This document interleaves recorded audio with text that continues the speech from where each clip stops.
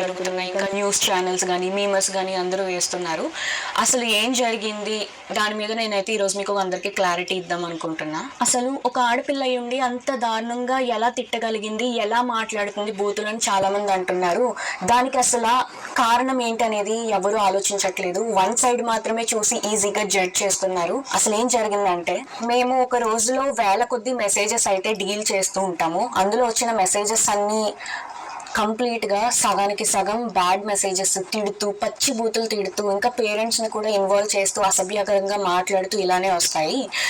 ఇలా వచ్చినప్పుడు మేము మాక్సిమం టైమ్స్ లో బ్లాక్ చేస్తాము. బాగా ఫ్రస్ట్రేషన్ ఉండి బాగా ఇంకా చచ్చిపోయేలా తిట్టిన వాళ్ళని మాత్రమే అక్క ఏదైతే ఉందో తను రిప్లై ఇవ్వడం జరిగింది. కానీ ఇక్కడ జరిగిన మిస్టేక్ ఏంటంటే, ఒక పర్సన్ కి తిట్టిన పర్సన్ కి కాకుండా వేరే కింద చాట్ ఉంటే ఆ చాట్ లో ప్రెస్ అయిపోయి బై మిస్టేక్ గా అతనికి వెళ్ళిపోయింది. అది తను రియలైజ్ అయ్యే లోపే వెంటనే డిలీట్ కూడా చేసింది. ఆయన చూసి ఉండరు విని ఉండరు ఏమో అనుకుని ఇంకా మేము కూడా ఏం రెస్పాండ్ అవ్వలేదు. ఈ లోపు ఆయన చూసి వేరే మీమర్స్ కి కూడా పంపించేసి పబ్లిసిటీ న్యూస్ ఛానల్స్ లో అన్ని జరగడం అయిపోయింది అనమాట.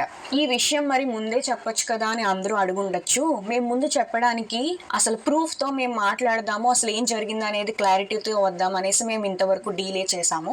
ఈ లోపు వాట్సాప్ ఓపెన్ చేస్తుంటే చాలా మంది బ్యాడ్ మెసేజెస్ ఇంకా కాల్స్ కంటిన్యూస్ గా చేయడంతో 35,000 మందికి పైగానే వాట్సాప్ రిపోర్ట్ కొట్టారు. దానివల్ల మాకు ఏంటనేది చూపించలేకపోయాం. వాట్సాప్ అనేది అండర్ రివ్యూలో పెట్టాము. 24 to 48 hours అయితే మాకు టైం తీసుకుంది.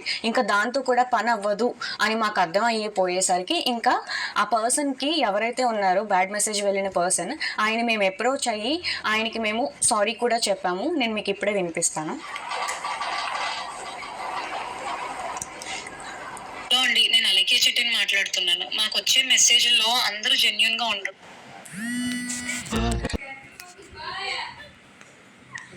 బూతులు తిట్టి మాట్లాడి ఇబ్బంది పెట్టే వాళ్ళు చాలా మంది మెసేజ్ చేస్తారు మాకు రోజు.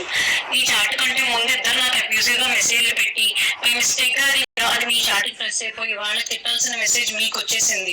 అండ్ అది నేను రియలైజ్ అయ్యే లోపే మా బిజినెస్ వాట్సాప్ కి రిపోర్ట్లు చేసి ఇంకా మొత్తానికి మా బిజినెస్ వాట్సాప్ అయితే యాక్సెస్ చేయలేకపోతున్నాం మేము. మా పికిల్స్ ఎక్స్పెన్సివ్ అని మీరు ఒక్కరే అనలేదండి, 100 మంది అన్నారు.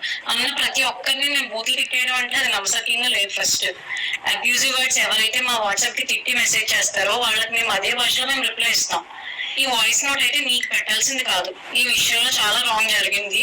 దానికి ముఖ్యంగా నేను మీ అమ్మగారికి చాలా సారీ చెప్తున్నా. ఈ ఆడియో ఏదైతే విన్నారో దానికి ఆయన స్పందించడం కూడా జరిగింది. ఎలా అంటే, అయ్యో మరి మీరు మాకు ఆ విషయం ముందే చెప్పాలి కదండి, ఎందుకు చెప్పలేదు అనేసి మాకు రిప్లై అయితే ఇచ్చారు.